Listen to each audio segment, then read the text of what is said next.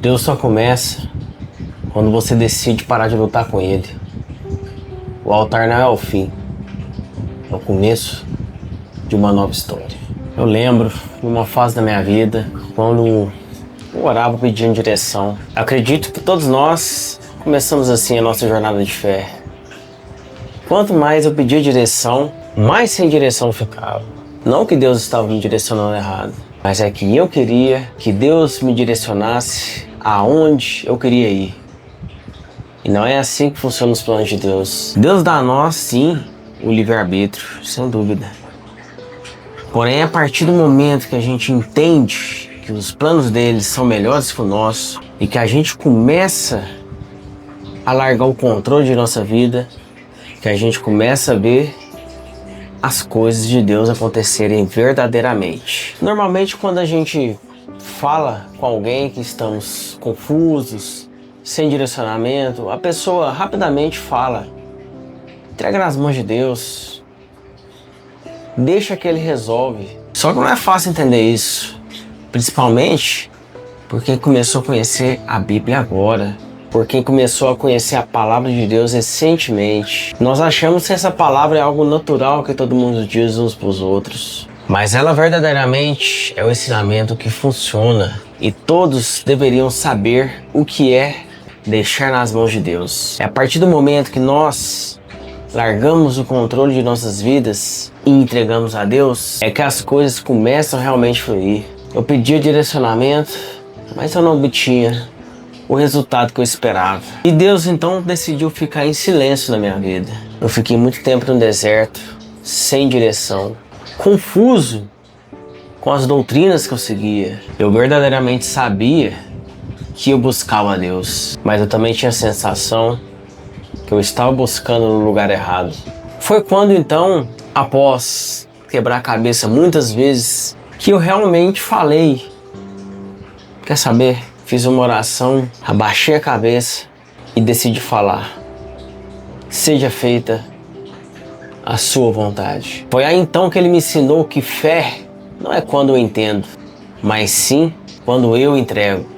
E também entendi que Deus não quer tirar nada de mim. Deus quer tirar o peso que eu tenho de querer controlar tudo. É só assim que Ele vai conseguir te transformar. Em Romanos, capítulo 12, versículo 1, diz: portanto, irmãos, rogo-lhes pelas misericórdias de Deus que se ofereçam o sacrifício vivo, santo e agradável a Deus.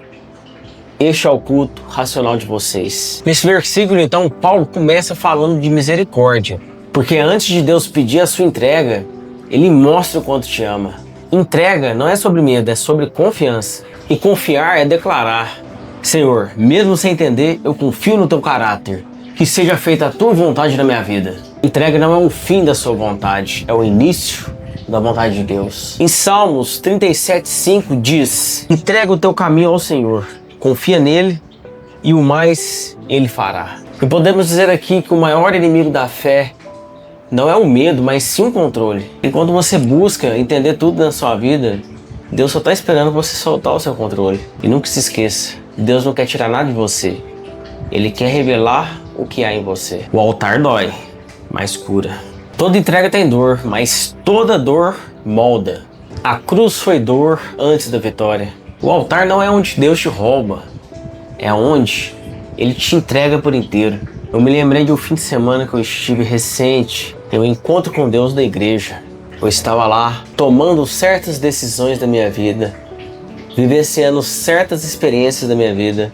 E em um certo momento, tínhamos que declarar aquilo que nós queríamos tirar de nossas vidas. Bem, de certa forma, tudo que estava escrito ali eu queria tirar da minha vida. Até mesmo aquilo que eu nunca pratiquei e nunca sequer vou praticar na minha vida. Porque ali estava escrito coisas relacionadas ao passado, ao presente e ao futuro. E mesmo se eu nunca pensar em fazer, já estava escrito lá. Era algo que eu precisava declarar, que eu precisava riscar, precisava queimar no final do exercício. Eu não vou falar nesse vídeo, mas eu vou falar em outros vídeos mais profundos sobre esse fato. Mas tinha alguma coisa lá que eu não queria parar de praticar. Antes de pensar qualquer bobeira, Não é nada disso que vocês estão pensando. É algo muito simples, é algo pessoal, é algo que verdadeiramente nem pecado é.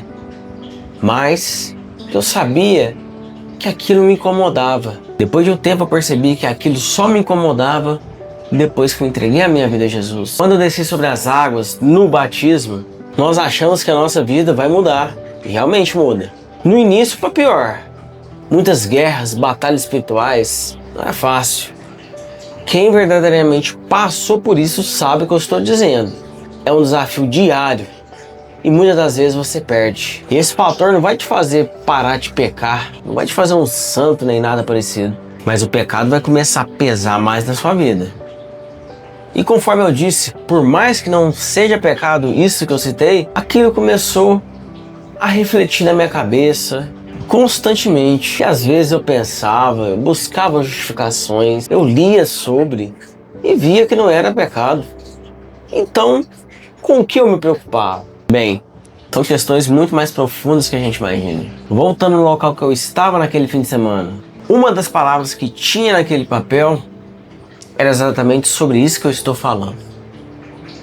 Então, esse era basicamente o único fator que eu estava resistente a não ceder. Que aquilo foi me incomodando, porque chegava um momento que nós tínhamos que queimar aquele papel e uma cruz lá do pessoal. Então, naquela fila de muita gente se declarando, demonstrando a sua fé, os seus sacrifícios, eu fiquei incomodado, perdido, confuso